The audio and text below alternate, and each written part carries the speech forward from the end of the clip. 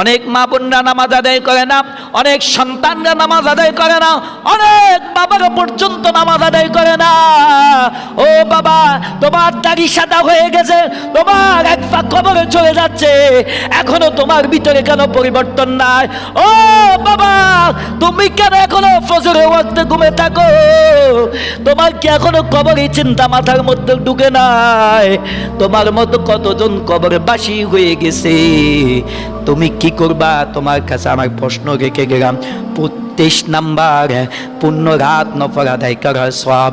আমাকে একটু 2টা মিনিট সময় দিন, শেষ করতেছি, যদিও আজকে গুরুত্বপূর্ণ সময়। আর 2টা মিনিট। 23 নাম্বার, পূর্ণ রাত নফল নামাজ আদায় করার সওয়াব। কোনো ব্যক্তি যদি ঈশার নামাজ জামাতের সাথে আদায় করে, তার আমল নামা, এমনকি এশার নামাজ জামাতের সাথে আদায় করে রাত্রে ঘুমারে অর্ধরাত্র ইবাদত করার সওয়াব তার আমল নামা দান করেন। আবার যখন ফজরের ওয়াক্তটা যখন জামাতের সাথে আদায় করলেন, নবীজি বললেন তার পুরো রাত্রটা নফল ইবাদতে আদায় করার সওয়াব তার আমল নামা দান করেন। সুবহানাল্লাহ। আমার ভাইরা, এরপরে যে সালাত আদায় করার জন্য ফেরেশতারা সাক্ষ্য দেন, দিনে রাতে ফেরেশতা গমন করেন। আল্লাহ তারা ফজরের সময় যখন ফেরেশতারা আসে, যখন আপনাকে নামাজরত আসে, ওরা যখন রাত্রে যারা আসে তারা আল্লাহর কাছে যায়।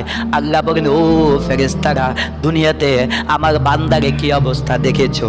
তখন আল্লাহ ফেরেশতারা বলেন, আল্লাহ তোমার বান্দা দেখে নামাজরত দেখেছে। আবার যখন সন্ধ্যা বেলায়